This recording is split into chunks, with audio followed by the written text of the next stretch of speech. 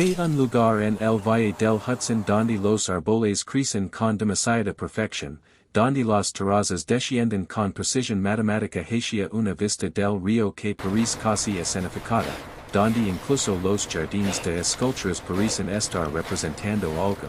yste quedas ali el tiempo suficiente. A la sombra de ese palacio de piedra de 6 pisos que llamaban Kaiket, podrías empezar a preguntar cuánto cuesta que la naturaleza misma obedezca, que clase de hambre leva a un hombre a taular toda una colina a su imagen y semejanza, y que oscuros pactos con el poder y la complicidad se esconden tras esas 40 habitaciones de elegante sobriedad que la familia Rockefeller ocupó durante 4 generaciones mientras el siglo americano crecía y se fracturaba a su alrededor. Esta no es la historia de una casa, es una historia sobre la necesidad de un imperio de ser amado, sobre el dinero del petróleo que intenta desesperadamente comprar la redención, sobre una familia que entendió, quizás mejor que cualquier otra dinastía estadounidense, que la inmensa riqueza te hace no solo poderoso sino profundamente vulnerable, odiado y eternamente escadronado, y que cada fuente, cada estatua importada, cada colección de arte cuidadosamente seleccionada era una pieza de armadura en una guerra por la legitimidad que comenzó en el momento en que John D. Rockefeller se convirtió en el hombre más rico y despreciado de Estados Unidos. El nombre Kaiket en sí, que en Holland significa mirador, lo dice todo, era una torre de vigilancia, una fortaleza disfrazada de finca rural, construida por un hombre que había aplastado a la competencia, manipulado los mercados y monopolizado toda una industria con una eficiencia tan despiadada que el Congreso tuvo que inventar nuevas leyes para detenerlo, y que luego pasó la segunda mitad de su vida intentando desesperadamente transformar su reputación de barón ladrón a patriarca benévolo. Invirtiendo su fortuna de Standard Oil en hospitals, universidades y investigación médica mientras su familia construía este monumento en una colina como si dijera, pertenecemos aquí, nos hemos ganado la belleza, no somos los monstruos que creen que somos, excepto que los archivos no mienten, y cuando se investigan los registros de construcción. Las disputas laborales, las maquinaciones políticas, los costos ambientales de remodelar todo un paisaje y la forma en que este palacio funcionó. Como centro neurálgico de las fundaciones filantrópicas que dieron forma a la política sanitaria mundial, financiaron la investigación eugenésica y ejercieron el poder blando en todos los continentes, uno se da cuenta de que Kaiket es menos un hogar que una compleja maquinaria de lavado de reputación. Sus 40 habitaciones albergan no solo arte y muebles, sino toda la arquitectura moral del intento del capitalismo estadounidense de justificarse. John D. Rockefeller no empezó queriendo un palacio, empezó queriendo domina. Nacido en 1839, hijo de un estafador y una madre devotamente bautista en el norte del estado de Nueva York, creció con una peculiar combinación de la astucia y moral de su padre y la rígida certeza moral de su madre. Aprendió desde muy joven que el mundo era un campo de batalla donde los estudios devoraban a los débiles y que el éxito se medía en términos absolutos, no en comodidad ni suficiencia, sino en control total. Su padre, William Avery Rockefeller, era un bigamo y vendedor ambulante que vendía elixirs de dosos y rara vez estaba en casa, enseñando al joven John que el mundo era fundamentalmente deshonesto y que la supervivencia requería ser más astuto que todos los que te rodeaban, mientras que su madre Eliza mantenía un devoto hogar baptista donde el ahorro, la disciplina y la apariencia de respetabilidad eran primordiales, y de esta herencia contradictoria John D. desarrolló una personalidad que los historiadores han luchan por comprender por completo, un hombre que podía ser absolutamente despiadado en los negocios mientras mantenía una convicción religiosa genuina, que podía orquestar la destrucción de los medios de vida de los competidores mientras creía sinceramente que estaba construyendo un sistema más eficiente que servía al bien común, que podía acumular riqueza a una escala que lo convirtió en blanco de complots de asesinato anarquistas mientras donaba porciones sustanciales de sus ingresos a la caridad desde sus primeros años laborales, y que parecía genuinamente desconcertado de que el público estadounidense lo odiara cuando creía que su monopolio en realidad había bajado los precios del queroseno y hecho que la iluminación fuera asequible para las familias comunes. A los 16 años era contable en Cleveland, demostrando ya una atención obsesiva al detalle y la capacidad de detectar patrones en los datos financieros que caracterizarían toda su carrera. A los 20 años, ya estaba en el negocio de la refinación de petróleo en Cleveland, reconociendo que el verdadero dinero no residía en la perforación petrolera, eso era demasiado impredecible, demasiado dependiente de los azares geológicos, sino en la refinación y la distribución, en el control de la infraestructura que convertía el crudo en productos utilizables y los llevaba al mercado. Esta intuición, esta comprensión de que el poder residía en monopolizar los sistemas cotidianos en los que la mayoría de la gente no pensaba, definiría por completo su enfoque empresarial. En 1870, fundó la Standard Oil de Ohio con socios, y lo que siguió durante la década siguiente fue una clase magistral de prácticas monopolísticas que las escuelas de negocios han estudiado hoy. Negoció acuerdos secretos de reembolso con los ferrocarriles, obteniendo no solo descuentos en sus propios envíos, sino que también recibía pagos cada vez que sus competidores enviaban petróleo por esos mismos ferrocarriles, lo que, en esencia, obligaba a sus rivals a subvencionar sus operations. Se dedicó a la fijación de precios predatorios, vendiendo queroseno temporalmente por debajo del coste en mercados donde operaban competidores hasta que estos se declararon en quiebra, para luego volver a subir los precios una vez que había eliminado a la competencia. Creó elaboradas estructuras corporativas que oscurecen la propiedad y lo permitieron coordinar lo que parecían ser empresas independientes, fue pionero en la integración vertical, comprando no solo refinerías, sino también oleoductos, instalaciones de almacenamiento, redes de distribución, incluso las empresas que fabricaban los barriles, hasta que controló cada paso del petróleo crudo a la lámpara del cliente, y todo esto lo hizo con una precisión metódica que sus competidores describieron como diabólica, trabajando 15 horas al día. Manteniendo registros detallados de cada transacción, supervisando personalmente las operaciones y mostrando una capacidad casi sobrenatural para identificar debilidades en las operaciones de los competidores y explotarlas sin piedad. En 1880, Standard Oil controlaba aproximadamente el 90% de la refinación de petróleo estadounidense, y John D. Rockefeller era rico más allá de la comprensión contemporánea. En la década de 1890, su fortuna personal se estimaba en más de 300 millones de dólares cuando el trabajador estadounidense promedio ganaba unos $500 al año, una disparidad tan grotesca que ayudó a encender el movimiento de reforma de la Edad Dorada, el periodismo de investigación como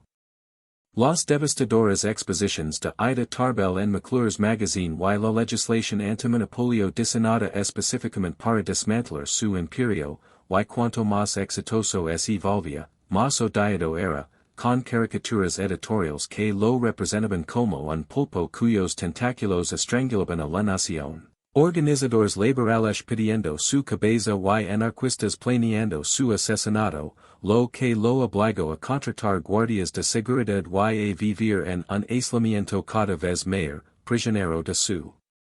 propio éxito. Pero esto es lo que la simple narrativa del magnate ladrón pasa por alto, y lo que convierte a John D. Rockefeller en una figura tan fascinante y preocupante. Creía genuinamente que estaba haciendo la obra de Dios, que su monopolio generaba eficiencia y reducía los precios para los consumidores, Que su éxito era evidencia del favor divino y que su riqueza conllevaba una sagrada obligación de mejorar la humanidad. Había donado sumas sustanciales a la caridad desde sus primeros años como empresario, dando el 10% de sus ingresos a su iglesia bautista incluso cuando era un clérigo adolescente, y a medida que su riqueza crecía, su filantropía crecía con ella, llegando a donar más de $500 millones en vida, fundando la Universidad de Chicago, que se convirtió en una de las principales instituciones de investigación del país, estableciendo la Fundación Rockefeller, que financiaría campañas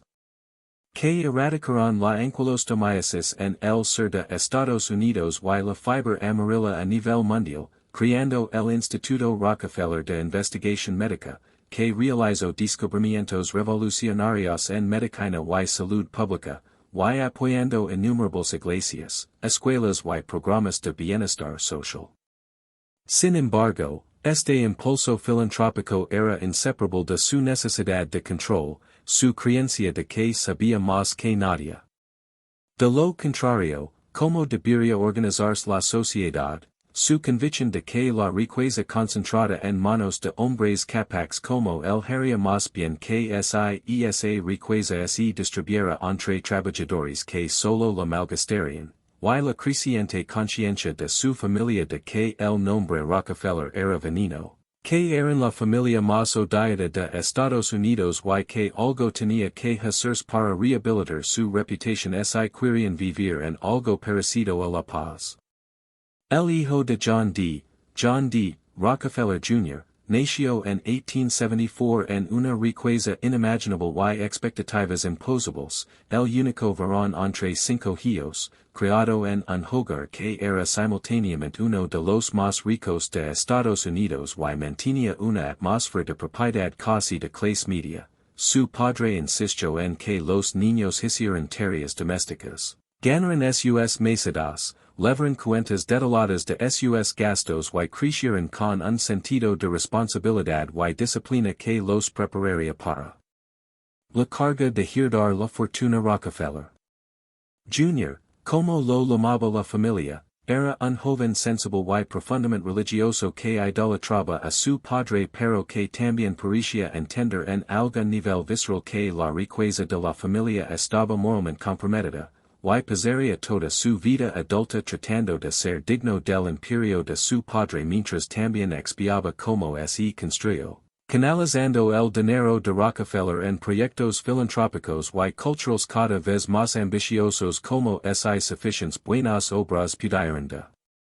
alguna manera equilibrar la balanza contra las prácticas depredadoras de Standard Oil y el sufrimiento que el monopolio había causado.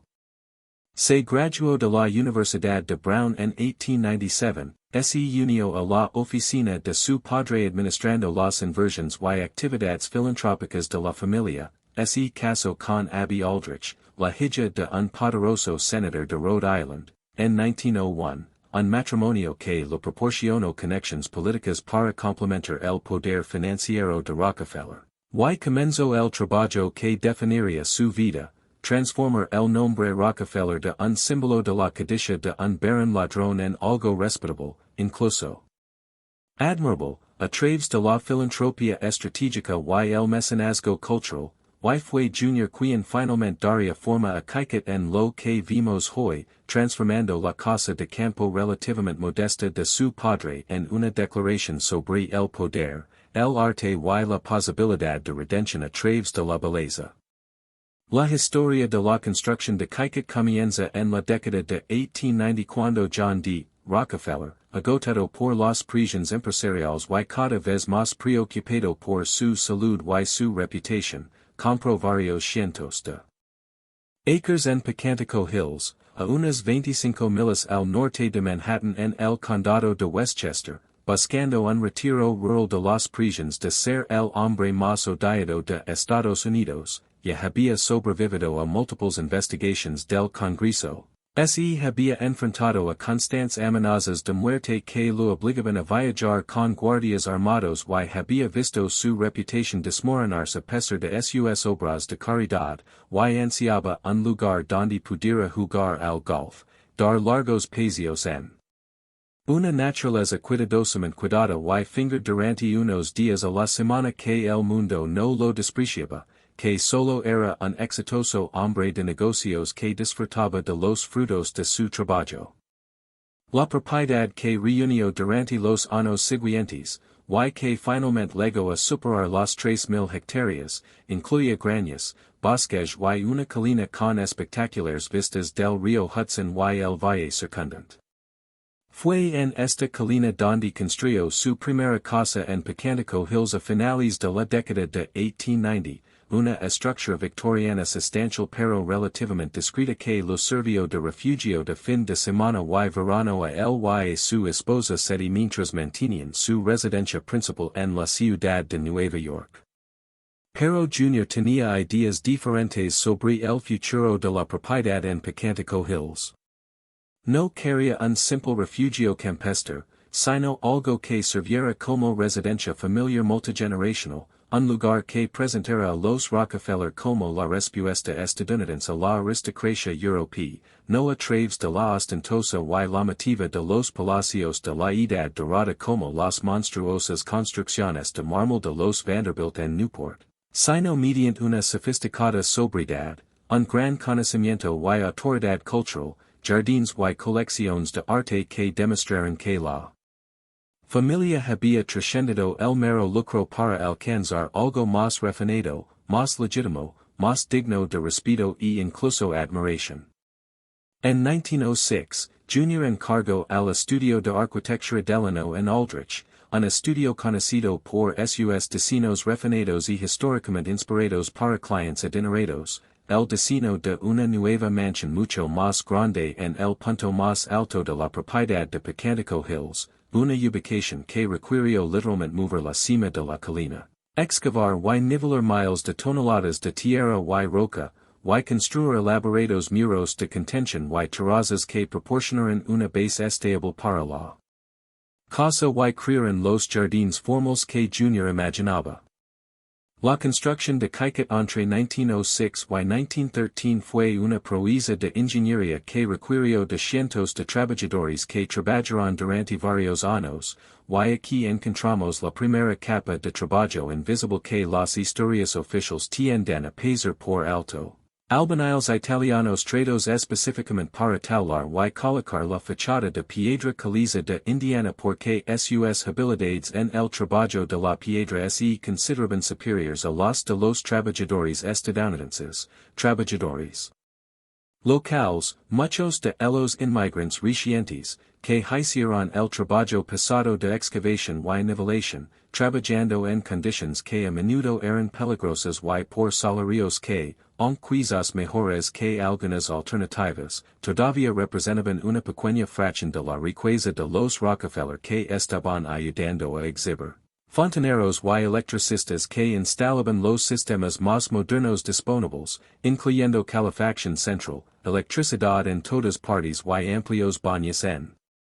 un momento en que muchos hogares estadounidenses carecen de plumería interior, y un ejército de artesanos especializados, yeseros, pintores, carpinteros, colocadores de azulejos, vidrieros, que construyeron los espacios interiores con una moderación que era casi agresiva en su rechazo al exceso de la Edad Dorada.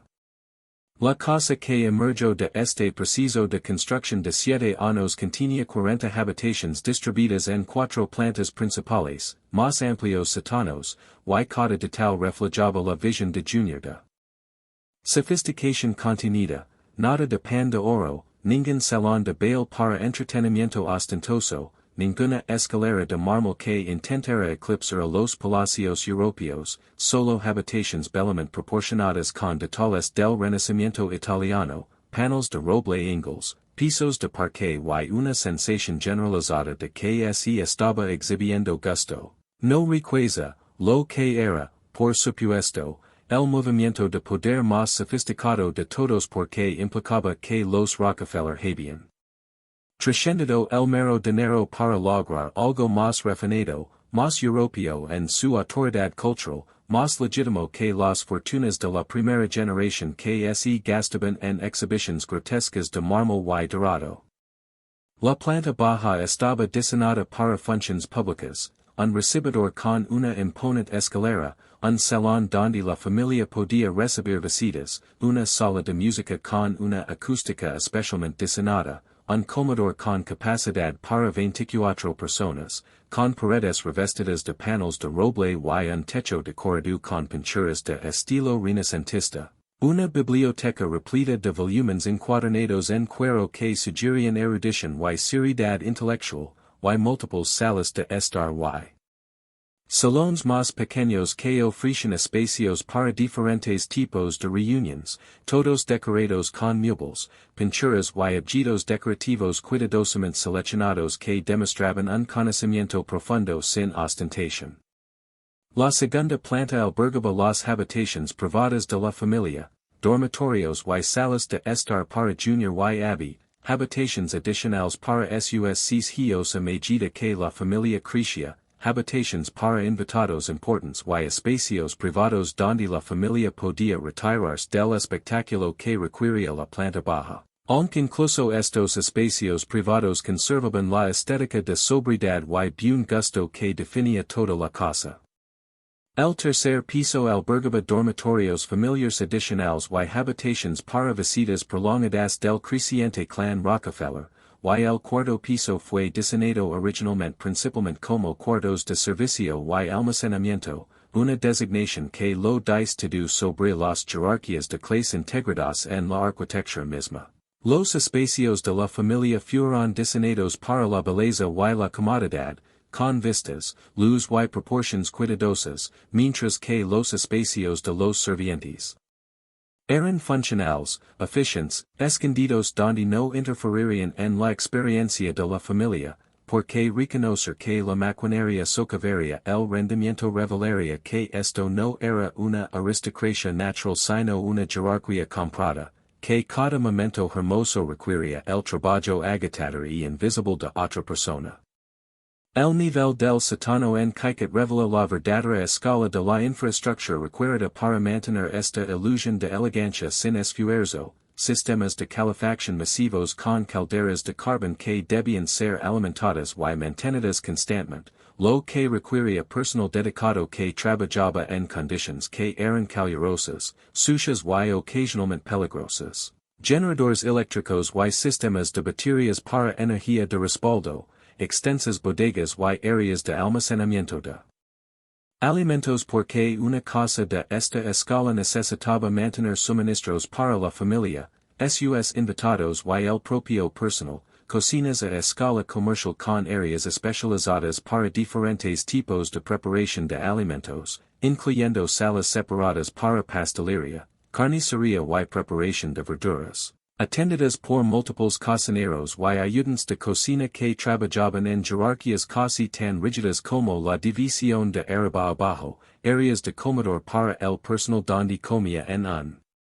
orden jerárquico que reflejaba su posición en la jerarquía del hogar, lavanderias capaces de manejar el enorme volumen de ropa de cama, ropa y textiles para el hogar que generaba una casa como esta. Taleras para mantenimiento y reparaciones, y cuartos de almacenamiento linos de todo, desde muebles adicionales hasta equipo especializado.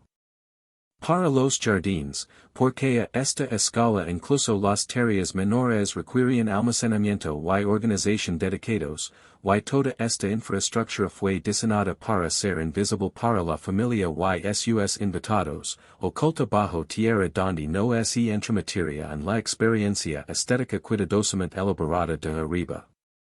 Pero fueron los jardines donde la visión de Junior se volvió casi maníaca en su necesidad de control, donde su afán de perfección se reveló más claramente y donde los costos ambientales y laborales de crear belleza a esta escala se vuelven imposibles de ignorar. Incluso antes de que se terminara la casa, Junior encargó a William Wells Bosworth, arquitecto y paisajista formado en Bellas Arts que había estudiado en el MIT y la École de Beaux-Arts de Paris, que diseñara elaborados jardines formales inspirados en las villas renacentistas italianas. Durante las décadas siguientes, Junior supervisó obsesivamente cada detalle, gastando millones de dólares en el dinero de hoy y empleando a docenas de jardineros durante todo el año para crear y mantener jardines que incluyen múltiples niveles de parterres en terrazas con patrones geométricos de boj para do y flores de temporada. Esculturas clásicas colocadas en puntos cuidadosamente calculados para crear puntos focales y enmarcar vistas, fuentes y elementos de agua que requieren su propio suministro de agua y sistemas de bombeo independientes, un jardín japonés con plantas importadas y elementos de diseño tradicionales, un jardín de rosas que en su apogeo contenía miles de rosas que requieren mantenimiento diario, extensos huertos y invernaderos que abastecen la casa con frutas y flores frescas durante todo el año. Y kilómetros de senderos y césped cuidadosamente mantenidos que conectaban estas diferentes áreas del jardín en un todo coherente. El resultado fue esencialmente un museo al aire libre que convirtió la naturaleza en arte, o tal vez en evidencia de que los Rockefeller podían imponer orden en cualquier cosa, incluso en el agreste paisaje del Valle del Hudson que había existido durante milenios antes de que el dinero de la Standard Oil llegara para remodelarlo según las preferencias estéticas de una familia. Y aquí es donde la historia se vuelve oscura si prestas atención, donde necesitamos hablar sobre lo que realmente significó crear este paisaje. Remodelar ese paisaje requirió no solo dinero, sino también el desplazamiento de comunidades existentes, la compra y demolición de granjas y casas vecinas cuyos dueños pudieron o no haber querido vender. Pero les resultó difícil recazar cuando una de las familias más ricas del mundo hizo una oferta, la expansión gradual de la finca Rockefeller a más de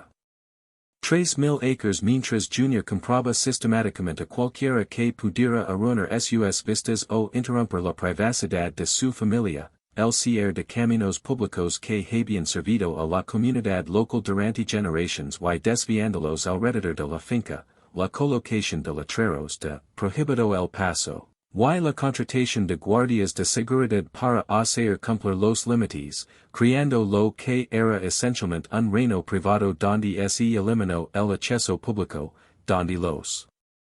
residentes locales perdieron las rutas tradicionales y los lugares de reunión, donde el deseo de la familia Rockefeller por la belleza y el aislamiento triunfó sobre cualquier otro reclamo sobre la tierra, y aunque todo esto era perfectamente legal, Junior pagó precios justos de mercado y algo más. Utilizó abogados para garantizar que todas las transacciones fueran correctas y probablemente incluso creyó que era ser generoso, representaba una especie de poder especial del que rara vez hablamos.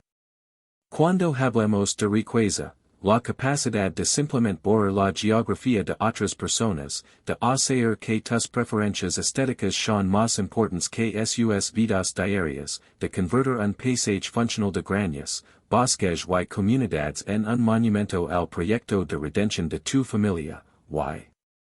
hacerlo tan minuciosamente que en una generación la gente olvidó que alguna vez hubo algo más allí. Olvidó las granjas que habían producido alimentos para los mercados locales, olvidó a las familias que habían vivido en esa tierra durante generaciones, olvidó los caminos y senderos y espacios comunes que habían unido a una comunidad. Porque cuando tienes suficiente dinero puedes literalmente reescribir el paisaje y la historia, puedes hacerlo como si tu visión siempre hubiera sido el estado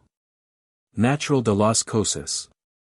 El trabajo necesario para mantener que una vez construido revela otra capa incómoda de esta historia, otra dimensión de explotación invisible que los recorridos y los libros de mesa de café tienden a pasar por alto. En su apogeo en las décadas de 1920 y 1930, la finca empleaba a más de 200 personas. Jardineros que llegaban al amanecer para podar el césped, cuidar las flores, podar los setos y rastrillar los caminos para que todo luciera perfecto cuando la familia se despertara.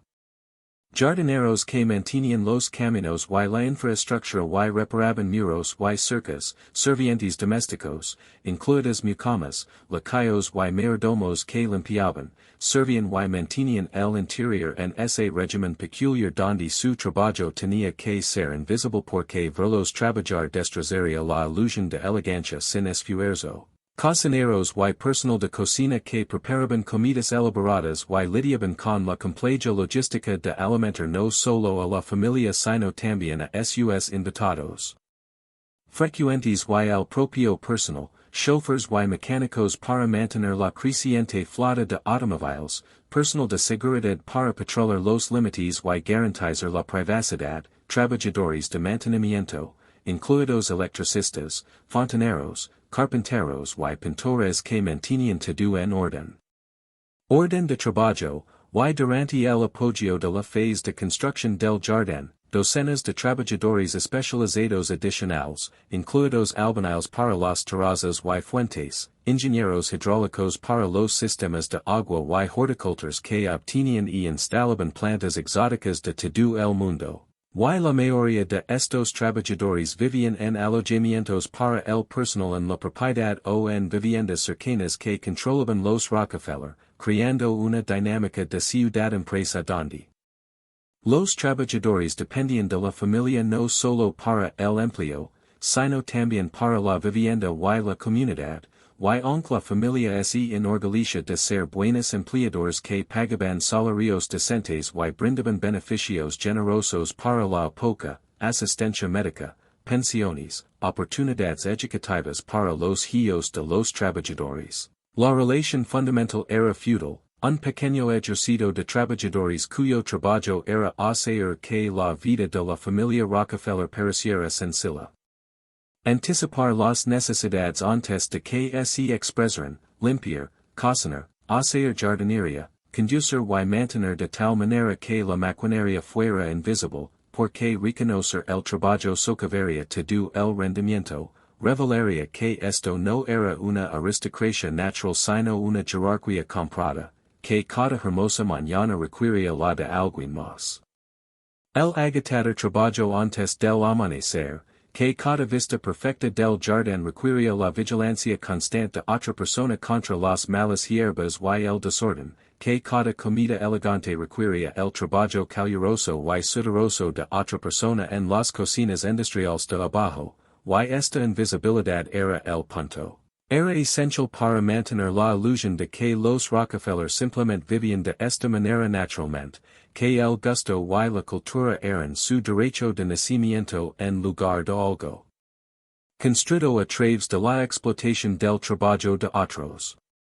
John D. Rockefeller Sr. se mudó a Connecticut cuando se terminó en 1913, viviendo allí de forma intermitente, dividiendo su tiempo entre Pecántico Hills, la residencia familiar en la ciudad de Nueva York, y una casa de invierno en Florida, hasta su muerte en 1937 a la edad de 97 años, pasando sus últimas décadas en una campaña de relaciones públicas cuidadosamente gestionada diseñada para suavizar su imagen, llegando al golf en el campo privado de Connecticut, dando monedas de 10 centavos a los niños en un gesto calculado que fue fotografiado y publicitado, concediendo entrevistas cuidadosamente controladas donde enfatizaba su filantropía y su sabiduría popular, y gradualmente logrando transformar la percepción pública del hombre más odiado de Estados Unidos a un patriarca respetado aunque excéntrico, aunque si alguna vez escapó realmente de su propio conocimiento de cómo se construyó su fortuna, si alguna vez realmente se convenció de que la filantropía equilibraba las prácticas comerciales depredadoras, y es algo que los archivos no pueden responder por completo, aunque su obsesiva atención a la salud y la longevidad. Vivió hasta los 97 años gracias a una dieta cuidadosa, ejercicio, y atención médica que solo estaba disponible para alguien de extraordinaria riqueza. Sugiere un hombre que no tenía prisa por enfrentar cualquier juicio que pudiera esperarlo. Mientras tanto, Junior lucaba con su propia crisis moral, enfrentando en 1914 lo que se convertiría en el trauma definitorio de su vida cuando milicianos de Colorado y guardias de la compañía asesinaron a mineros de carbón en huelga y a sus familias en una mina propiedad de Rockefeller en Ludlow, Colorado. En lo que se conoció como la masacre de Ludlow, el 20 de abril de 1914, la Guardia Nacional de Colorado y los guardias de la compañía atacaron una colonia de tiendas de mineros en huelga, incendiando las tiendas y matando a aproximadamente 20 personas, incluyendo unos niños que se asfixiaron en un pozo que habían cavado debajo de su tienda para esconderse de los disparos. Young Jr. nunca había visitado la mina y probablemente no podría haber localizado Ludlow en un mapa. La mina era propiedad de Colorado Fuel and Iron, que estaba controlada por los intereses de Rockefeller, lo que lo hacía responsable ante los ojos del público y los organizadores laborales que lo llamaron asesino y exigieron su procesamiento. Las secuelas de Ludlow obligaron a Junior a afrontar los costos humanos de la riqueza de su familia de maneras que su padre había logrado de un monopolio y su comodidad dependía del trabajo explotado, y esta función psicológica de la finca, como un espacio de refugio moral, de distracción estética de verdades incómodas, y es quizás su aspecto más importante y más inquietante, porque revela cómo la belleza en sí misma puede convertirse en una especie de arma, una forma de desviar la crítica, una actuación que dificulta mantener un juicio moral claro porque, como así puede condenar por completo a alguien que creó algo tan hermoso, que preservó tanto arte, que financió tanta investigación importante, incluso si todo eso se construyó sobre la explotación y el monopolio y el sufrimiento de trabajadores como los que murieron en Ludlow. Pero fue la decisión de Junior de linear Kaiket de arte, a partir de la década de 1920 y acelerándose después de la Segunda Guerra Mundial, lo que realmente transformó la finca de una casa de campo a una declaración cultural. Y aquí es donde debemos hablar de cómo el dinero antiguo usa la estética como armadura, como el conocimiento funciona como una forma de legitimación y como coleccionar arte a esta escala nunca se trata solo de placer personal, sino siempre también de poder y posición. Junior empezó a adquirir antigüedades clásicas, tapices medievales, cerámicas y jade chinos, pinturas y esculturas europeas, no las llamativas obras maestras impresionistas que coleccionaba la gente nueva, eso lo dejaba a su esposa Abby, que tenía gustos más modernistas, sino obras más tranquilas y académicas que demostraban un conocimiento profundo y un juicio sofisticado, obras que requirían saber historia del arte y comprender el contexto cultural para apreciarlas por completo, y las exhibió por todo Kaiket con la ayuda de curadores profesionales y historiadores del arte, convirtiendo la casa en un museo privado que cumplía múltiples funciones simultáneas, elevaba las credentials culturales de la familia, proporcionando una prueba tangible de que apreciaban los logros más altos de la civilización y pertenecían a la misma conversación que los aristócratas europeos que habían estado coleccionando durante siglos. Proporcionaba algo para discutir con los dignatarios y intelectuales visitantes más allá del petróleo, el dinero y el incómodo tema de cómo se hacía la fortuna, creó un argumento visual de que los Rockefeller eran custodios de la cultura, no solo extractores de riqueza, que merecían su posición porque tenían un gusto refinado y una perspectiva histórica y un sentido casi aristocrático de la obligación de preservar la belleza para la posteridad, y funcionó como una forma de educación para los hijos y nietos, rodeándolos desde el nacimiento con arte. Y belleza y el mensaje implícito de que eran diferentes de la gente común, que tenían responsabilidades y capacidades que coincidían con su privilegio, que estaban siendo preparados para una especie de papel aristocrático en la sociedad estadounidense que no existía oficialmente pero que funcionaba muy bien en la práctica.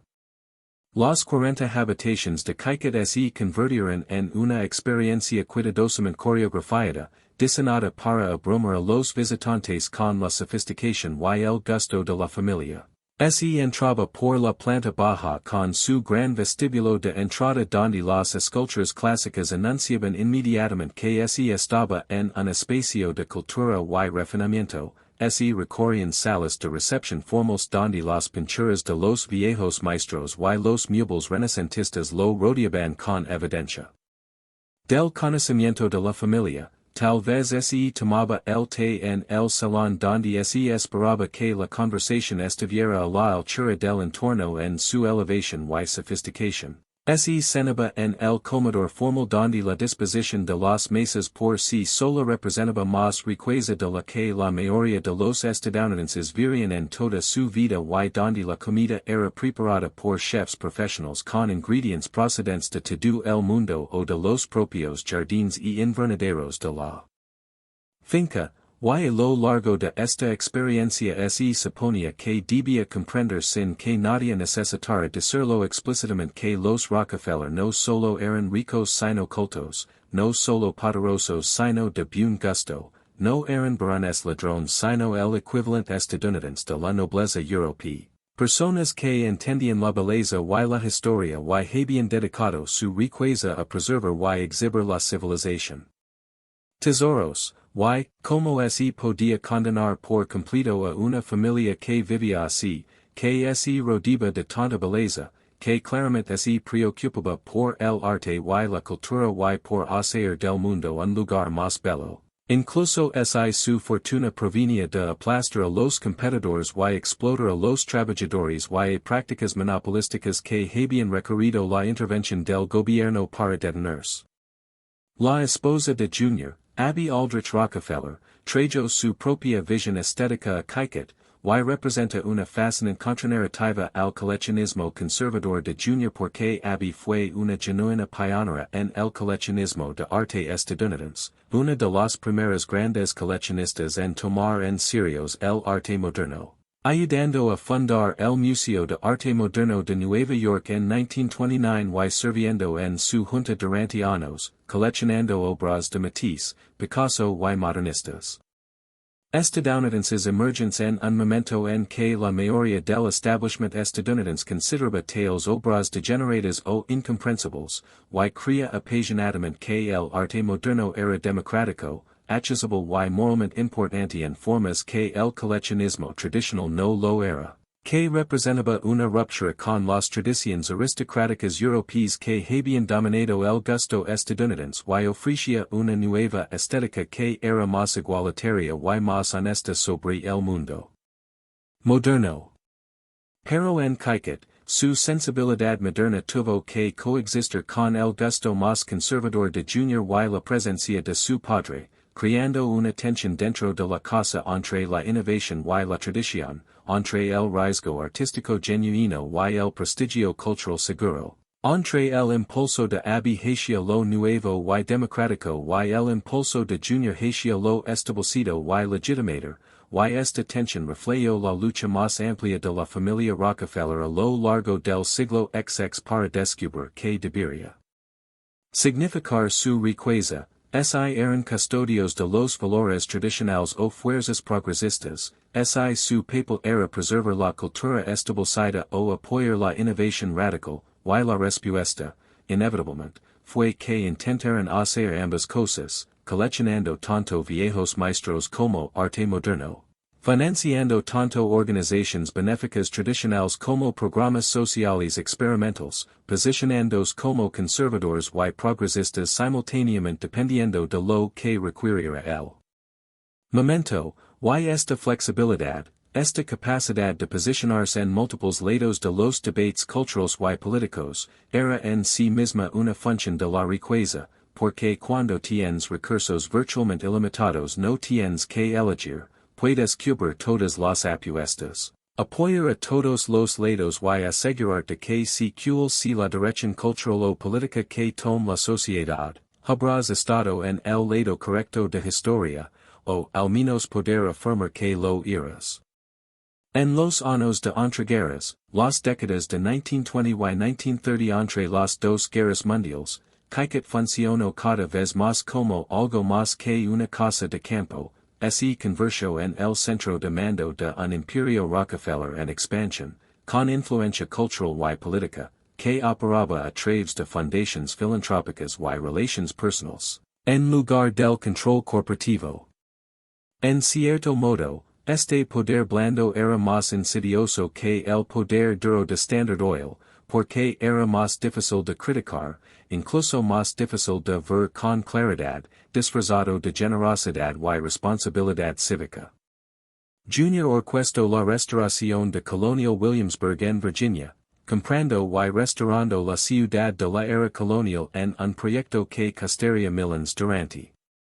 décadas, creando un museo de historia viviente que también era un ejercicio de mitología histórica, una versión cuidadosamente desinfectada de la historia colonial estadounidense que enfatizaba a los padres fundadores y la arquitectura georgiana y las tradiciones artesanales mientras minimizaba o borraba por completo la realidad central de la esclavitud que había hecho posible la prosperidad de la Virginia colonial, creando un destino turístico donde los estadounidenses pudieran sentirse bien.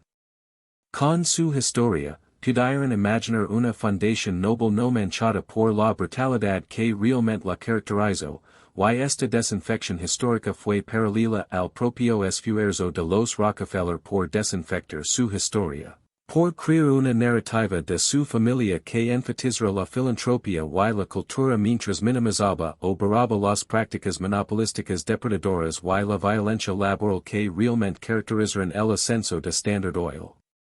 Junior donó el terreno para la sede de las Naciones Unidas en Nueva York, emitiendo un cheque por $8.5 millones para la compra del terreno en el East River en 1946.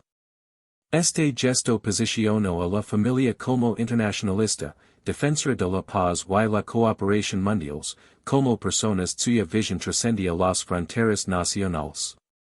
Si bien ese trato sin duda de un acto generoso, también representó una maniobra de poder geopolítico, garantizando que la organización internacional más importante de la pesquera tuviera su sede en Nueva York en lugar de Ginebra u otra ciudad europea, reforzando la centralidad estadounidense en los asuntos globales y, coincidentemente, asegurando que los intereses de Rockefeller tuvieran fácil acceso a diplomáticos y responsables de la toma de decisiones internacionales. Financió la restauración de Versalles y la Catedral de Reims en Francia, la Acrópolis en Grecia y otros sitios culturales europeos dañados por la guerra o el abandono, fomentando la buena voluntad internacional y el capital cultural, convirtiendo el nombre Rockefeller en sinónimo de preservación cultural en lugar de monopolio industrial, y forjando relaciones con las élites y gobiernos europeos que abrieron las puertas tanto a iniciativas filantrópicas como a intereses comerciales. Y a través de la Fundación Rockefeller y organizaciones relacionadas como el Rockefeller Brothers Fund y el Population Council, la familia DIO forma a las políticas de salud pública, agricultura, educación y control de la población en todo el mundo en desarrollo, financiando programas que erradicarán enfermedades y aumentarán la productividad agrícola pero que también reflejaban los valores y intereses estadounidenses, promovieron enfoques de desarrollo que se alineaban con los modelos capitalistas y, a veces, apoyaron iniciativas profundamente problemáticas, incluidos programas de esterilización forzada y políticas agrícolas que socavaron las prácticas agrícolas tradicionales, y todo esto se coordinó a través de reuniones, correspondencia y reuniones de fin de semana en lugares como Kaiket, haciendo de la finca no solo un hogar sino el centro neurálgico de lo que el historiador Inderjit Palmer ha llamado imperialismo filantrópico, el uso de fundaciones caritativas privadas para extender la influencia estadounidense a nivel mundial mientras mantenían una imagen pública benévola que hacía que dicha influencia pareciera generosidad en lugar de poder. La Segunda Guerra Mundial trajo consigo nuevas complejidades y nuevas oportunidades para que la familia Rockefeller demostrara su utilidad para el poder estadounidense y consolidara aún más su posición como miembros indispensables de la clase dominante. Nelson Rockefeller, el tercer hijo de Jr., sirvió como coordinador de asuntos interamericanos de 1940 a 1944, dirigiendo esencialmente operations de propaganda y inteligencia de Estados Unidos en América Latina, trabajando para contrarrestar la influencia nazi y promover los intereses estadounidenses mientras también impulsaba los intereses comerciales de la familia Rockefeller en la región porque a este nivel no había una distinción significativa entre el servicio público y el beneficio privado, entre el patriotismo y las ganancias, y la oficina de Nelson combatió la influencia fascista y ayudó a asegurar condiciones favorables para las corporaciones estadounidenses, incluidas aquellas en las que la familia Rockefeller tenía intereses. Los intereses petroleros de la familia, que para entonces se habían dividido en varias compañías tras la disolución de Standard Oil ordenada por la Corte en 1911, pero que aún representaban enormes propiedades de Rockefeller, eran esenciales para el esfuerzo bélico, pues proporcionaban el combustible que impulsaba tanques, barcos y aviones, y enormemente rentables, ya que la demanda en tiempos de guerra hacía subir los precios del petróleo y los contratos gubernamentales proporcionaban ingresos garantizados, y aunque la familia ciertamente hizo sacrificios, contribuyendo a los bonos de guerra y apoyando a las tropas y aceptando el racionamiento como otros estadounidenses. Su experiencia de guerra fue fundamentalmente diferente a la de las familias cuyos hijos murieron en combate o cuyas fábricas fueron bombardeadas o cuyas vidas cotidianas se vieron realmente perturbadas, porque la riqueza compra una especie de aislamiento incluso en tiempos de guerra, asegura que tu patriotismo se expresa escribiendo cheques y sirviendo en puestos administrativos en lugar de a través de un peligro físico real o privación material. Kaikat se convirtió en un lugar de encuentro para líderes políticos y militares durante y después de la guerra, un espacio privado donde la diplomacia informal podía ocurrir lejos del escrutinio público, donde una visita de fin de semana podía dar forma a decisiones políticas que afectarían a millones de personas que nunca sabrían que estas conversaciones sucedieron, donde los secretarios del gabinete, generales y diplomáticos podían relajarse y hablar con franqueza de maneras que no podían en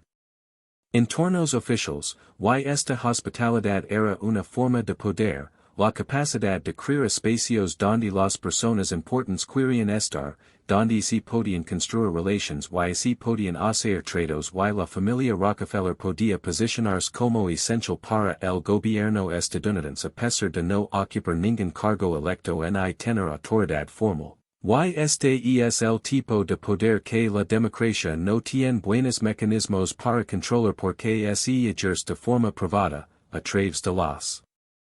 relations sociales y la influencia personal, a través de la capacidad de levantar un teléfono y contactar a cualquiera, a través de la comprensión implícita de que cuando un Rockefeller sugiere algo, vale la pena considerarlo porque tiene recursos y conexiones que pueden hacer que las cosas sucedan o evitar que sucedan. Y nada de esto implica nada ilegal o incluso particularmente poco ético según los estándares convencionales, y es simplemente como opera el poder a este nivel, a través de redes relations y la atracción gravitatoria de una enorme riqueza. Pero fue Nelson Rockefeller quien realmente transformaría Kaikat en las décadas de la posguerra, heredando la propiedad tras la muerte de su madre Abby en 1948 y la de su padre Jr. en 1960.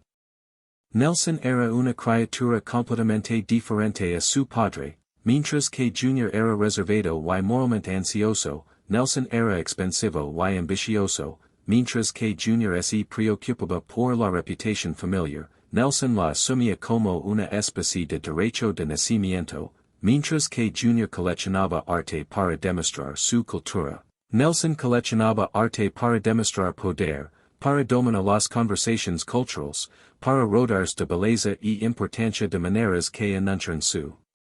importancia a cualquiera que prestara atención.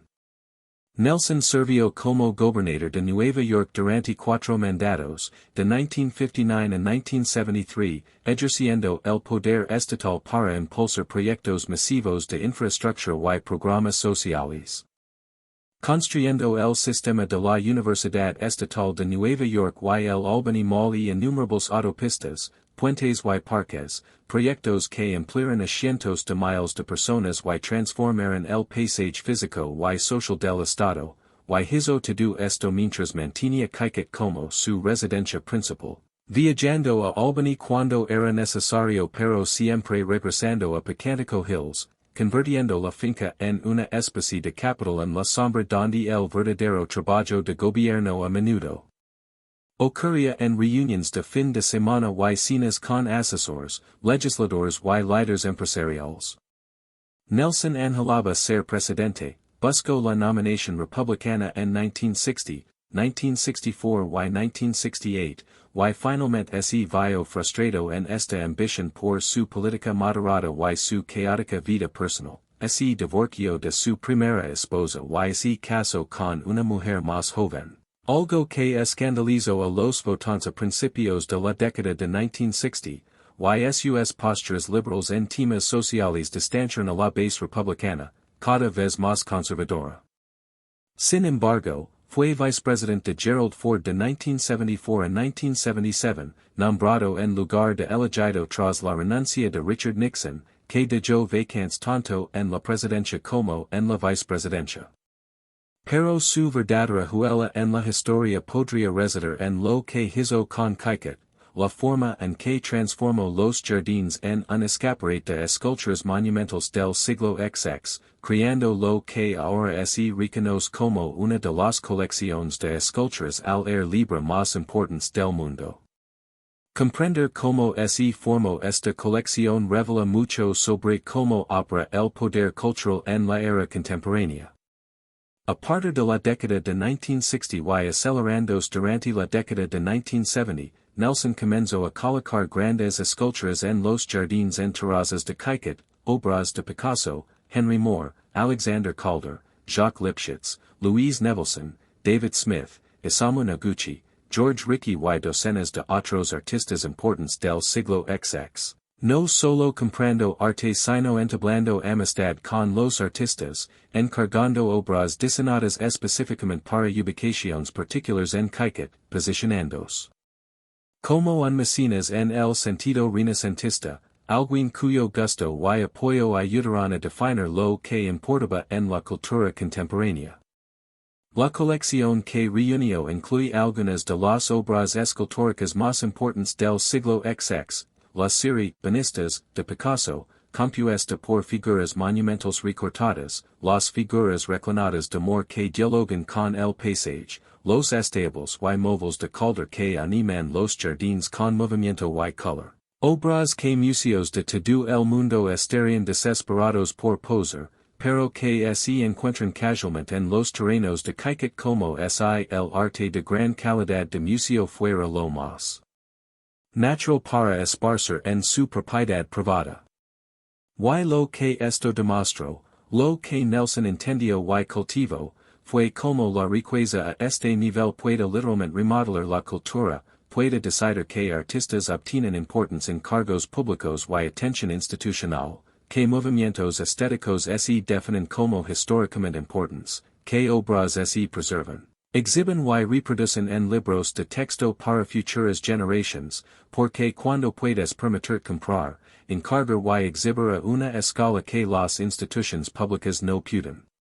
igualar, cuando puedes brindarles a los artistas oportunidades y visibilidad que hacen sus carreras, cuando tu colección se convierte en un destino que académicos y curadores necesitan visitar para comprender el arte del siglo XX, no solo estás coleccionando arte, estás haciendo historia. Estás decidiendo lo que las futuras generaciones verán cuando piensan en los logros culturales de este periodo, YSAES un poder de un tipo que es difícil incluso de comprender por completo, el poder de moldear la memoria cultural en sí misma. El entretenimiento de Nelson en Caicat era legendario, recibía a todos, desde jefes de estado extranjeros hasta celebridades de Hollywood y intelectuals académicos.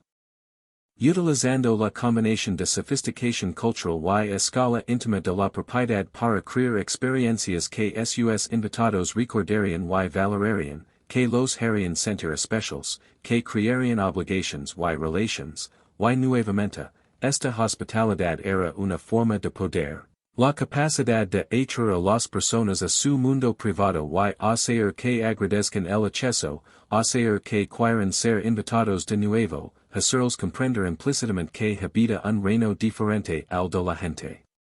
común, un reino donde la belleza, la cultura y el poder existen en forma concentrada, donde una visita de fin de semana significa caminar por jardines llenos de Picassos y Moors, comer comidas preparadas por chefs de clase mundial, discutir ideas con otros invitados que son importantes y influyentes. Y donde todo esto se presenta no como ostentación sino simplemente como vivía Nelson, su realidad cotidiana normal, que era quizás la forma más efectiva de dominación porque naturalizaba su posición, hacía que pareciera obvio que alguien como él debería tener acceso a tanta belleza, cultura y influencia, hacía difícil imaginar desafiar un sistema que produce tanto refinamiento, tanto gusto, tanta aparente civilización. Pero hablemos de lo que revelan los archivos cuando los investigadores finalmente obtuvieron acceso décadas después, porque aquí es donde el cuento de hadas se desvela por completo y vimos la maquinaria. Los registros financieros de Caicat muestran que mantener la finca en las décadas de 1960 y 1970 requiría más de $2 millones anuales en dinero actual, un gasto asombroso para lo que aparentemente era una casa privada, y incluso la fortuna de la familia Rockefeller tenía sus límites. Especialmente a medida que las leyes fiscales cambiaban y la riqueza se volvía más difícil de mantener a lo largo de las generaciones, y las distintas ramas de la familia comenzaron a perseguir diferentes prioridades y a discrepar sobre si mantener a Caicat valía la pena.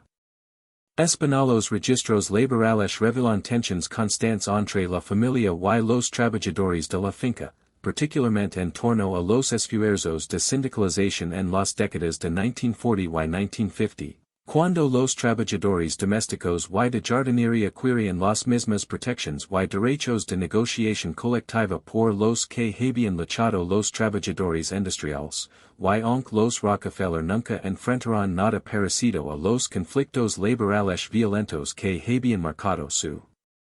historia corporativa, no había ningún ludlo en Caicat, utilizaron esencialmente las mismas tácticas que cualquier empleador utiliza para desalentar la organización, concesión selectivas a los trabajadores que parecen propensos a organizarse, manejo cuidadoso de la percepción pública para evitar ser vistos como malos empleadores. Amenazas implícitas de que los trabajadores que causaron problemas perderían no solo sus trabajos sino también sus viviendas y su comunidad, ya que muchos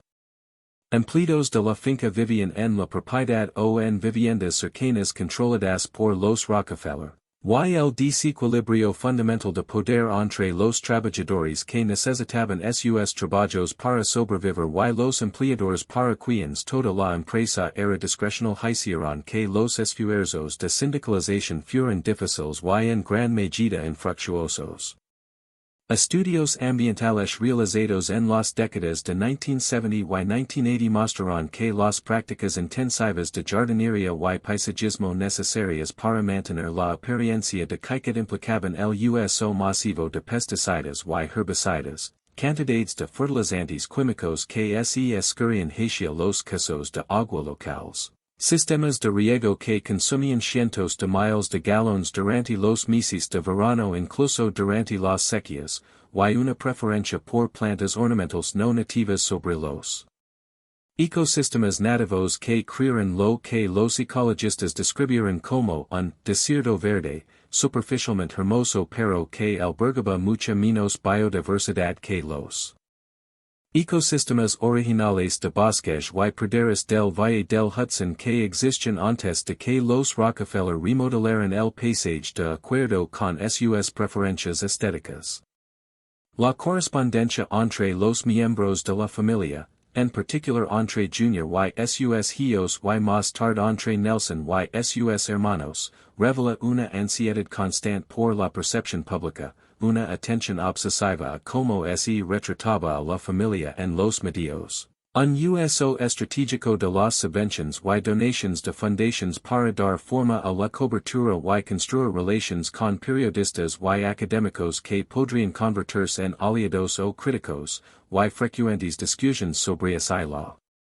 posición de la familia era sostenible en una era cada vez más democrática cuando la riqueza dinástica se veía con más sospecha, cuando los movimientos laborales y de derechos civiles desafiaban las jerarquías establecidas, cuando las políticas fiscales supuestamente estaban diseñadas para prevenir exactamente el tipo de concentración de riqueza que representaban los Rockefeller, y caída en se estaba convirtiendo más en un pasivo que en un activo, más en una carga que en un placer, más en un símbolo de desigualdad que en un monumento al cultivo, y estas ansiedades no eran infundadas porque en la década de 1970, mantener una propiedad privada de 3,000 acres con una mansión de 40 habitaciones y una colección de arte invaluable se estaba volviendo cada vez más difícil de justificar incluso para los Rockefeller, especialmente a medida que las crisis energéticas, las recesiones económicas y la polarización política hacían que la riqueza ostentosa pareciera menos aceptable, menos admirable, más como evidencia de un sistema roto que como prueba de un éxito merecido. La muerte de Nelson Rockefeller en enero de 1979, marcó un punto Delaware inflexión definitivo para Kaiket y para la relación de la familia con el patrimonio, y las circunstancias de su muerte revelan la brecha entre la imagen pública cuidadosamente curada y la realidad desordenada. Murió de un ataque al corazón en su casa de Manhattan, oficialmente mientras trabajaba en un libro sobre su colección de arte, pero rápidamente se supo que en realidad estaba con una mujer de 25 años llamada Megan Mars Hack que trabajaba como su asistente, y que las declaraciones iniciales de la familia y el personal sobre las circunstancias y el momento de su muerte eran falsas, cuidadosamente construidas para minimizar el escándalo, y bien nada de esto es particularmente impactante. Los hombres poderosos que tienen aventuras con mujeres más jóvenes no es algo inédito. El instinto inmediato de la familia de mentir sobre las circunstancias, de tratar de controlar la narrativa incluso en el momento de la muerte, revela cuánta energía y ansiedad se invirtieron en mantener la imagen pública, cuán frágil fue siempre la actuación, cuánto temían que cualquier grita en la fachada pudiera hacer que toda la estructura de legitimidad se derrumbara. La viuda de Nelson, Happy Rockefeller, continuó viviendo en Kaiket a tiempo parcial, pero no tenía el apego emocional de Nelson al lugar en su visión de su papel, y las realidades prácticas se estaban volviendo imposibles de ignorar. La finca requería un personal de tiempo completo de más de 50 personas solo para el mantenimiento básico. Necesitaba millones anualmente para las operaciones, requería reparaciones constantes y actualizaciones de sistemas a medida que la infraestructura envejecía, demandaba experiencia especializada para la conservación del arte y el mantenimiento de los jardines, esencialmente no generaba ingresos más allá de lo que la familia decidía gastar en ello y representaba un compromiso cada vez más insostenible de tiempo, dinero y energía en un momento en que las diversas ramas de la familia Rockefeller perseguían diferentes intereses y prioridades y no necesariamente querían seguir invirtiendo dinero en mantener la visión de continuidad dinástica de sus abuelos. La familia comenzó a planificar una transición a propiedad pública a principios de los años 1980, un preciso que temeria otra década y recurriría negociations complejas con el National Trust for Historic Preservation. Acuerdos intrincados que preservarían parte del uso y la privacidad de la familia mientras habrían porciones significativas de la propiedad evasidas públicas, decisions sobre que artes y quedaría y cual iría a museos, y lo más importante, un acuerdo sobre que versión de la historia del Rockefeller se contaría a los visitantes. Las visitas enfatizarían la filantropía y la contribución cultural y presentarían a Kaiket como evidencia de riqueza ilustrada, o lidiarían con la verdad más complicada sobre cómo se generó esa riqueza, cuánto costó, a quién explotó y si la belleza y la filantropía pueden alguna vez redimir verdaderamente una fortuna construida sobre el monopolio y la explotación laboral. El National Trust for Historic Preservation asumió la administración de Kaiket en 1991 a través de un acuerdo complejo donde la familia Rockefeller retuvo la propiedad y ciertos derechos de uso mientras que el National Trust manejó las operations, el mantenimiento y el acceso público, y la finca se abrió para visitas públicas en 1994. Y esta transición revela mucho sobre cómo los museos de cosas históricas funcionan como espacios ideológicos, como lugares donde las narrativas particulares sobre la riqueza y el poder y la historia estadounidense se refuerzan o se desafían. El tour estándar de Kaiket que los visitantes experimentan hoy enfatiza ciertos aspectos de la casa y su historia mientras minimiza u omite por completo otros. Los tours se centran ampliamente en la colección de arte, tanto las artes clásicas y decorativas de Junior dentro de la casa como la colección de esculturas de Nelson en los jardines, presentando a los Rockefeller como conocedores sofisticados y custodios culturales, destacan el legado filantrópico de la familia, mencionando la fundación de la Universidad de Chicago, la erradicación de la anquilostomiasis y la fiebre amarilla, la restauración de Colonial Williamsburg, la donación del sitio de la sede de la ONU y muchas otras buenas obras financiadas con dinero de Rockefeller, destacan a los importantes visitantes que vinieron a Kaiket y los eventos históricos que se planearon o discutieron allí, posicionando la finca como un sitio significativo en la historia política estadounidense del siglo XX, muestran los hermosos jardines y el logro de ingeniería y horticultura que representan, animando a los visitantes a admirar la visión estética y el logro técnico, y, en general, presentan una narrativa donde los Rockefeller obtuvieron su riqueza a través de la perspicacia empresarial, la usaron sabia y generosamente, apreciaron la cultura y la belleza. Serviron a su país en varios roles gubernamentales y dejaron un legado de instituciones filantrópicas y preservación cultural que enriquecieron la vida estadounidense. Básicamente la versión de cuento de hadas donde la riqueza se justifica por el gusto y la generosidad y el servicio público y la preservación de tesoros culturales. Espinalo que el tour estándar no enfatiza, lo que la mayoría de los visitantes se van sin entender completamente, incluye, las prácticas específicas a través de las cuales Standard Oil logró su monopolio, los descuentos a los ferrocarriles, los precios predatorios, el espionaje, el aplastamiento de los competidores a través de tácticas que eran legales en ese momento pero que ahora reconoceríamos como profundamente anticompetitivas, la masacre de Ludlow y otros casos de violencia laboral. Conectados a los intereses comerciales de Rockefeller, el costo humano de construir y mantener Kaiket en sí, los cientos de trabajadores cuyo trabajo era esencial pero invisible, las familias desplazadas para expandir la finca, las jerarquías de clase que estructuraron cada aspecto de las operations, la transformación ambiental y los costos ecológicos de crear y mantener estos paisajes artificiales, el papel de la familia en la financiación de la investigación eugenésica a través de la Fundación Rockefeller en las décadas de 1920 y 1930, apoyando la investigación que reclamaba una justificación científica para las jerarquías raciales y los programas de esterilización forzada. Las complicadas relaciones con los regímenes autoritarios en la década de 1930, cuando los intereses comerciales a veces levan a acuerdos con gobiernos fascistas, el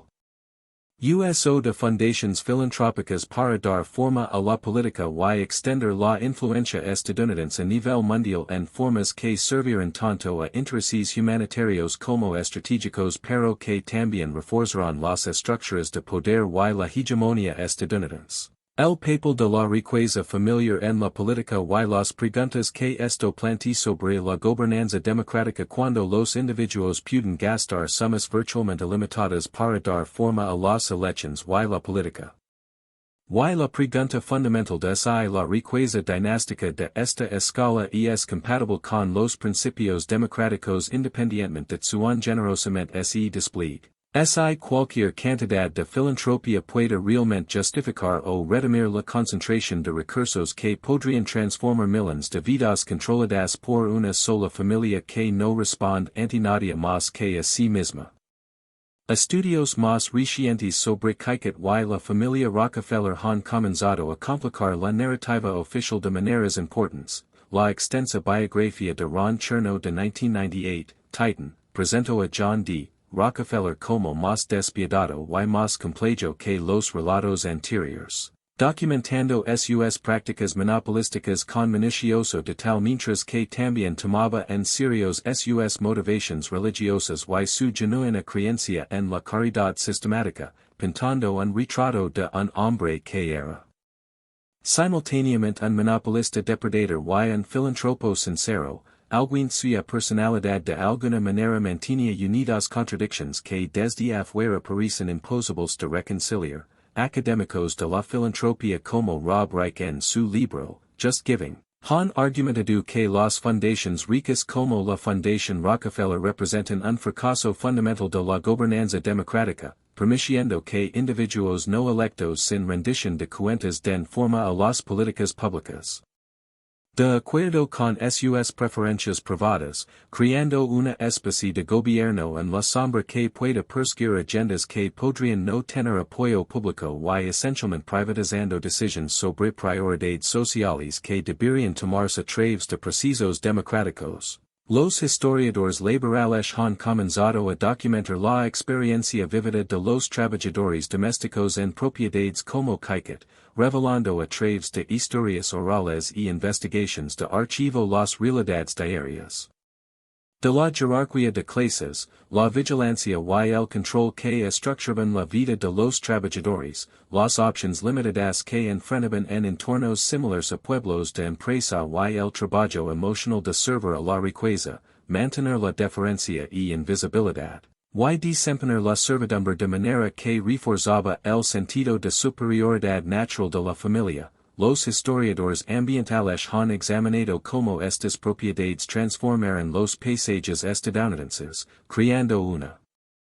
naturaleza artificial que reflejaba las preferencias estéticas de la élite mientras desplazaba paisajes de trabajo y ecosistemas, privatizando y estatizando entornos que antes formaban parte de comunidades rurales trabajadoras, demostrando cómo el paisaje mismo se convierte en una forma de poder. Una manera de imponer visions y valores específicos sobre el espacio físico, y los historiadores del arte han comenzado a analizar colecciones como la de Kikit no solo como evidencia de buen gusto, sino como ensamblajes complejos que revelan las ansiedades, aspiraciones y autopresentación calculada de la familia, argumentando que debemos leer el arte como leeríamos unas memorias cuidadosamente editadas, una versión curada de identidad que revela y oculta, que nos dice tanto sobre cómo la familia quería ser percibida como sobre lo que realmente era, y que el acto mismo de coleccionar a esta escala tiene menos que ver con el placer estético personal que con establecer autoridad cultural y legitimidad. Los jardines de esculturas de Kikit merecen especial atención porque muestran con claridad cómo la riqueza funciona como poder cultural en la era contemporánea, como la colección y el patrocinio a esta escala moldean lo que las generaciones futuras consideran arte importante. Nelson no solo compró esculturas, sino que se hizo amigo de artistas como Picasso, Moore y Calder, Encargo obras específicamente para los jardines de Caiquet, proporciono oportunidades y visibilidad que ayudarán a definir. Que artistas y movimientos serían históricamente significativos, y creó una colección que académicos y curadores necesitan visitar para comprender la escultura del siglo XX, convirtiendo esencialmente sus preferencias estéticas privadas en historia del arte pública, y aunque ciertamente podemos apreciar el arte. Las esculturas son obras genuinamente importantes, bellamente exhibidas y conservadas, también debemos reconocer lo que significa que tanta autoridad cultural repose en la riqueza. Dada, que los Rockefeller y familias similares deciden esencialmente que verán las generaciones futuras al pensar en el arte y la cultura del siglo XX, que los museos públicos luchan por financiamiento mientras los coleccionistas privados pueden reunir colecciones completas y controlar acceso y interpretación. Y que la línea entre conocimiento y poder siempre es más delgada de lo que queremos admitir, que el gusto nunca es neutral sino que refleja y refuerza posiciones y valores de clase específicos. La experiencia moderna del visitante en Caiquet está cuidadosamente controlada de maneras que reflejan dinámicas de poder, no se puede simplemente presentarse, se deben reservar entradas con anticipación mediante un sistema centralizado, llegar a una hora específica y unirse a un grupo guiado, entrando no por la entrada principal como la familia o invitados importantes, sino por el sótano donde se muestran inmediatamente sistemas mecánicos y áreas de almacenamiento como diciendo, esta es la realidad detrás de la belleza. Somos honestos contigo, aunque por supuesto esta revelación controlada es parte de la actuación, se avanza solo por rutas aprobadas memorizadas por los guías, quien señalan obras y detalles arquitectónicos manteniendo un tono positivo sobre el gusto y generosidad de la familia. Sin reconocer aspectos oscuros de la historia ni plantear preguntas incómodas sobre riqueza y poder, sin tocar nada ni desviarse del recorrido prescrito, conscientes de que guardias y cámaras monitorean constantemente para evitar daños o desviaciones, y luego se sale a los jardines de esculturas donde hay un poco más de libertad pero un control sutil mediante el diseño de caminos y vistas que dirigen la experiencia, transmitiendo implícitamente que se debe estar agradecido por acceder a tanta belleza. Que la apertura de este mundo privado por los Rockefeller es un regalo, una inversión ideológica que invierte las relaciones reales de poder, la verdad es que esta propiedad fue construida con riqueza extraída de monopolios que manipularán mercados y explotarán trabajadores, mantenida mediante influencia política que protegió esa riqueza. Abierta al público solo cuando resultó impráctico mantenerla como residencia privada y después de asegurar arreglos que preservan privacidad y control mientras se obtenían beneficios fiscales y de relaciones públicas, y la experiencia del tour la enmarca como generosidad familiar, no como derecho del público. Los archivos revelan la enorme infraestructura institucional y humana que sostenía cada momento de Caiquet. Registros diarios de jardineros principales desde 1910 hasta 1980. Documentando decenas de trabajadores, compras continuas de equipo, suministros, plantas, combustibles, alimentos y materiales de mantenimiento, correspondencia sobre problemas de personal, quejas de trabajadores, disputas salariales, dibujos arquitectónicos y registros de construcción de edificios de servicio. Fotos de distintas épocas mostrando cambios en el paisaje, registros financieros documentando millones gastados anualmente en mantenimiento, mejoras, adquisición de arte y operations. Cartas personales con preocupaciones sobre costos y prioridades, revelando que incluso para los Rockefeller, con riqueza prácticamente ilimitada, Caiquet era tanto carga como placer, actuación constante y monumento que exigía mantenimiento interminable y justificación. Planteando la pregunta de que obtenían más ala del placer evidente de bellos alrededores y arte impresionante, legitimidad, la capacidad de señalar algo tangible y culturalmente significativo y decir, esto creó nuestra riqueza. Por esto importamos, esta es nuestra contribución a la civilización, así somos diferentes a otras familias ricas, como es hay sufficient belleza pudiera equilibrar las prácticas monopólicas de Standard Oil, como es hay sufficient arte redimir lo masacre de Ludlow, como es hay sufficient filantropía justificar la desigualdad generacional que la riqueza dinástica perpetua, como es hay el gusto pudiera transformar poder en autoridad, explotación en logro, privilegio en merecimiento, y esta necesidad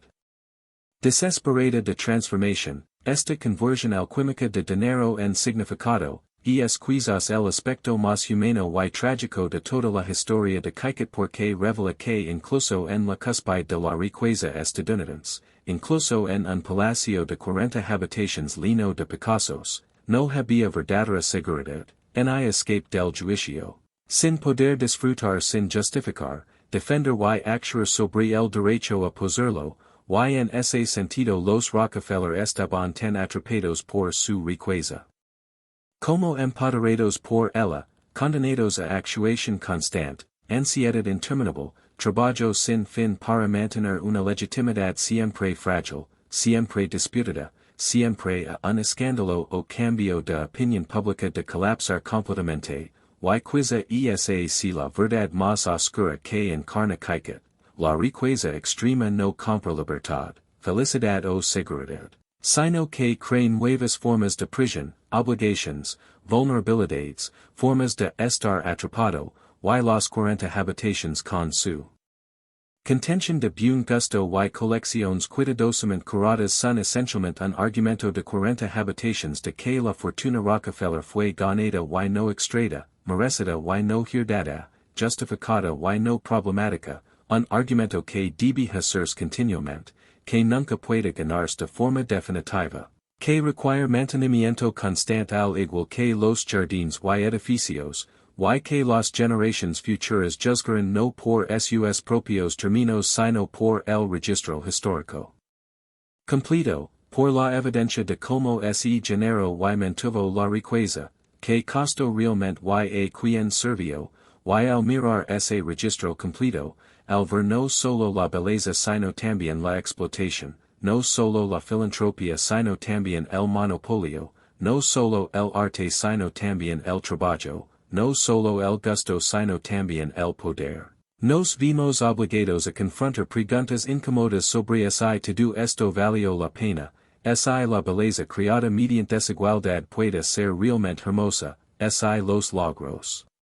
culturales financiados por explotación son genuinos, si las instituciones construidas sobre bases problemáticas pueden ser plenamente legítimas, y fundamentalmente si como sociedad deberíamos continuar preservando y celebrando monumentos a la riqueza dinástica como Kaiket o si la preservación en sí misma es una complicidad, una forma de respaldar el sistema que creó estos lugares, una negativa a enfrentar plenamente lo que representan y lo que costaron, y no tengo respuestas fáciles a estas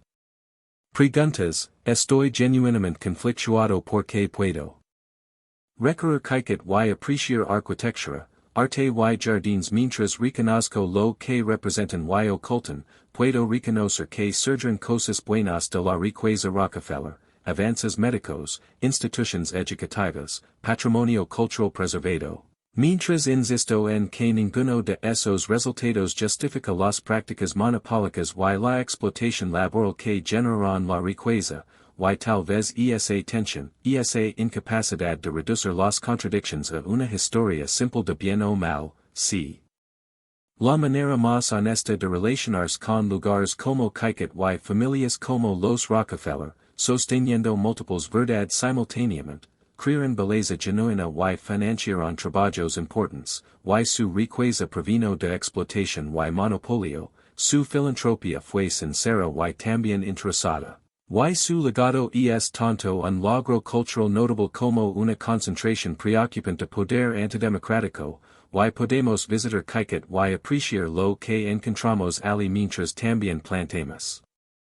preguntas difíciles sobre el sistema que lo hizo posible y si queremos seguir viviendo en una sociedad donde existe tal desigualdad extrema, donde la riqueza dinástica puede moldear cultura y política durante generaciones, donde el acceso a belleza y oportunidad sigue siendo profundamente desigual. Y donde palacios en colinas aún funcionan como miradores desde los cuales los pocos afortunados contemplan un paisaje que su riqueza ha modelado y cuyo poder continúan controlando.